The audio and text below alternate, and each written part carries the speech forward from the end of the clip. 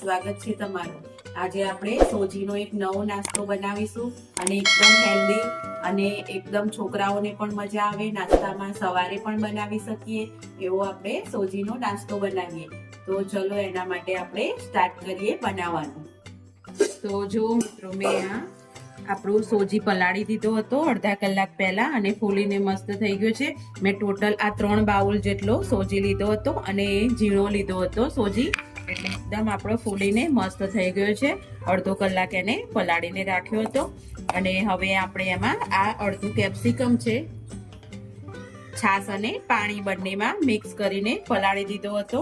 એકલા પાણીમાં બી તમે પલાળી શકો છો, મેં છાશ અને પાણી બે ખટમીઠો ટેસ્ટ આવે એટલે લીધું છે। અને આ એક કેપ્સિકમ છે અડધું કેપ્સિકમ અને લીલા તીખા મરચા છે, બંને મિક્સ છે।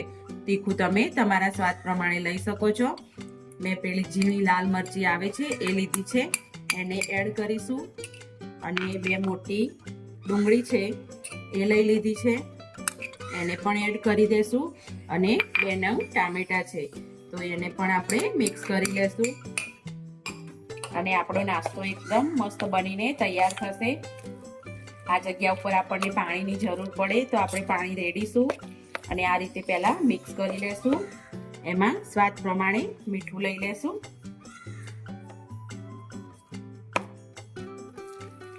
અને બધું હલાવીને પહેલા મિક્સ કરી લેશું। એકદમ મસ્ત એવો ક્રિસ્પી નાસ્તો બનીને તૈયાર થાય છે અને થોડીક જ વારમાં તૈયાર થઈ જાય છે અને ખાવામાં પણ એવી મજા આવે છે। બસ કશું જ નથી નાખવાનું, આપણે ખાલી મીઠું જ નાખવાનું, મસાલામાં બીજું કંઈ જ નહીં। અને થોડા લીલા ધાણા લઈ લેશું અને એને પણ મિક્સ કરી લેશું જોડે।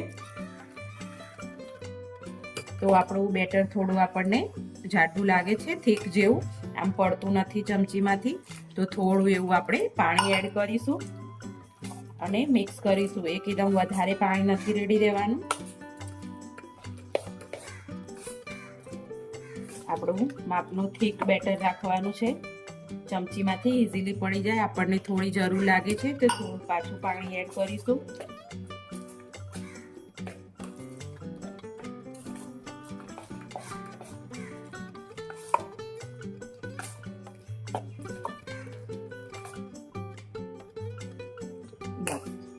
અને હવે આપણે આ ટાઈમ પર આપણો જે ખાવાનો સોડા આવે છે, સાજીના ફૂલ જેને કહીએ છીએ, એ થોડા લઈ લેશું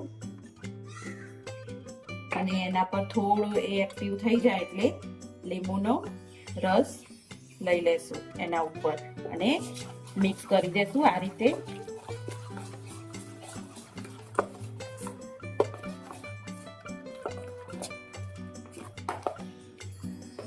સરસ રીતે બધું સોડા મિક્સ થઈ જાય એ રીતે મિક્સ કરી લેશું। બસ તો હવે આપણું બેટર તૈયાર છે અને આપણે હવે બનાવીશું સોજીના અપ્પમ। તમે આનાથી સોજીના પુડલા પણ કરી શકો અને અપ્પમ પણ કરી શકો અને ગોલગપ્પા પણ કહે છે। તો આ અપ્પમ માટે મેં ટ્રે લઈ લીધી છે। આ રીતે આ કોઈ બી વાસણની દુકાને અથવા તો ડીમાર્ટમાં કોઈ બી જગ્યાએ આસાનીથી મળી રહેશે। હું એમાં થોડું તેલ પહેલી વાર કરું છું, એટલે ધોઈ અને પહેલી વાર કરતા હોય એટલે થોડું તેલનું પ્રમાણ પહેલી વારમાં થોડું વધારે લેવાનું, પછી વધારે જરૂર નથી પડતી। લઈ લીધું છે અને હવે હું ગેસ ધીમો રાખીશું પહેલા અને આ રીતે બેટરને આપણા ધીમે ધીમે 1 by 1 એમાં ગ્રેસ કરીશું।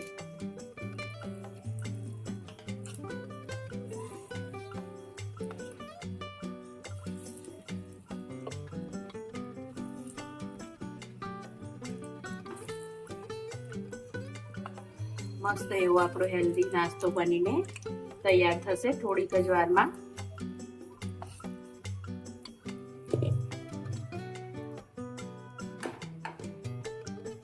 થોડી વાર આને આપણે થવા દઈશું, પહેલા ધીમા ગેસ પર, પછી આપણે કરીશું આપણી રીતે। આપણે થોડું ઉપરથી તેલ પાછું રેડીશું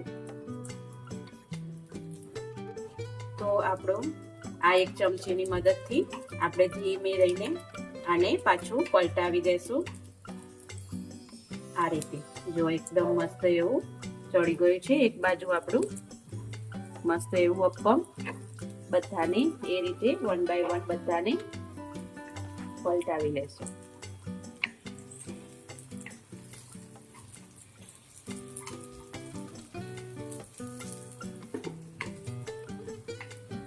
એકદમ ફૂલીને બોલ જેવા તૈયાર થશે બધા અપ્પમ આપણા મસ્ત એવા.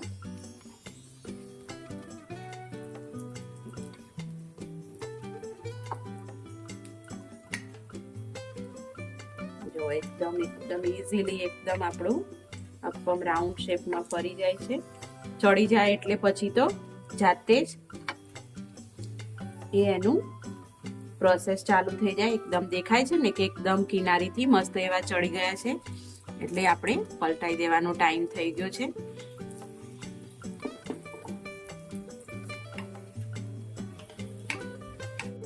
સેજ પલટાવ્યા પછી સેજ તેલ પાછું સ્પ્રિંકલ કરી લઈશું બસ.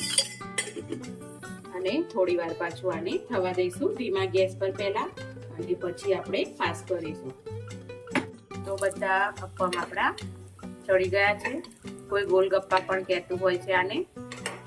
તો જો એકદમ ઈઝીલી દેખાય છે ને મિત્રો, એકદમ ઈઝીલી આખો રાઉન્ડ ફરી જાય છે અને એકદમ બોલ જેવા આપણા અપ્પમ તૈયાર થઈ ગયા છે.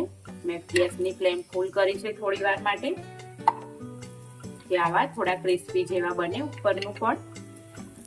અને મેં પલટાવી લીધા છે. જુઓ થયા છે ને એકદમ ક્રિસ્પી.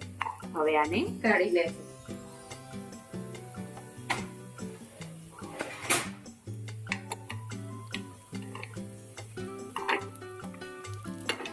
તમે આને ગ્રીન ચટણી, ટોમેટો સોસ કે કઈ પણ વસ્તુ જોડે ખાઈ શકો છો. સંભાર હોય તો પણ આના જોડે ચાલે છે, મસ્ત લાગે છે. તો આપણા મસ્ત એવા બધા અપ્પમ તૈયાર થઈ ગયા છે અને એકદમ મસ્ત સવારનો નાસ્તો છોકરાઓને લંચમાં પણ લઈ શકે અને એકદમ હેલ્ધી એવો નાસ્તો. તો તમને આ વિડીયો ગમ્યો હોય તો લાઈક કરજો, શેર કરજો, સબસ્ક્રાઇબ કરજો. Thank you.